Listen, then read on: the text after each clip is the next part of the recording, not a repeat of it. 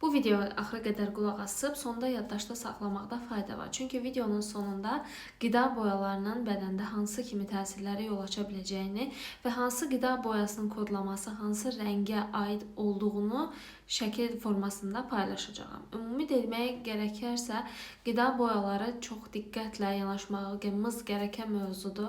Marketlərdə addımımızı attığımız andan etibarən bir çox şeyin, bəlkə də orada satılan şeylərin 95-98%-nin tərkibində qida boyaları var və bunların da çoxu məsum deyil. Belə ki, onlar ucuz yolla əldə olunduğuna görə bədəndə inanılmaz dərəcədə fəsadlara gətirib çıxarır. Təbii ki, təbii formada faydalı boyalar da var. Məsələn, zəfəran kimi ya da beta-karotin kimi.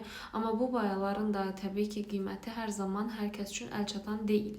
Amma bu tip məhsulları almamaq yenə də bizim öhdəliyimizdədir. Nəyə görə bu çox önəmlidir? Belə ki, qida boyaları bədəndə düşündüyümüzdən həddən artıq fəsadlara səbəb olur.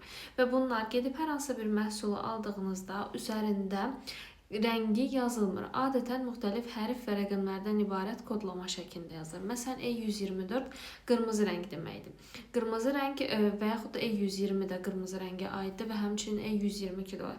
Və bunlar nə kimi təsirə malikdir? Dəri səpkiləri, allergik reaksiyalar, hiperaktivlik, diqqətin pozulması, uşaqlarda aqressiyanın formalaşması, yeniyetmələrdə öz həmyaşıdlarına qarşı xüsusi aqressiya, həmyaşıd cinayətlərinə qədər gətirib çıxaracaq faciəvi durumlara gətirib çıxarır uzun müddətli və davamlı istifadəsində. Və bunlar dediyim kimi bu xüsusi kodlamalar şəklində kodlanır.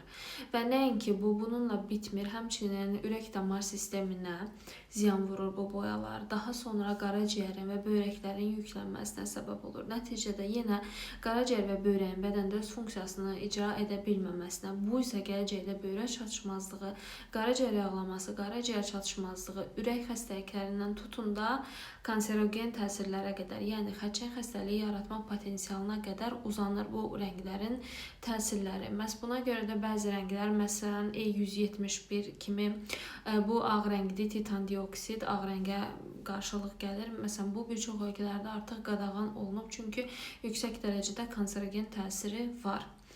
Və bunu təəssüf ki, əlimizin çatdığı bir çox yerdə var. Bu məhsullar marketə girdiyimiz andan etibarən bunlar bizi salamlayırlar və nə hikmətdirsə əksərən çoxu dadlı olur və biraz da müəyyən qədər hardasa asıllıq yaratma potensialı var və buna görə bunları ekstra təhlükəli eləyir. Nə eləyə bilərik? Onu eləyə bilərik ki, bu tip qida maddələrini məsələn, təbii alternativlərlə əvəz eləyə bilərik. Əgər bu çox can sıxıcı olarsa və siz bu qidalara həddən artıq asıllaşmısınızsa, bunu etap tərk edə bilərsiniz ya da azalda bilərsiniz.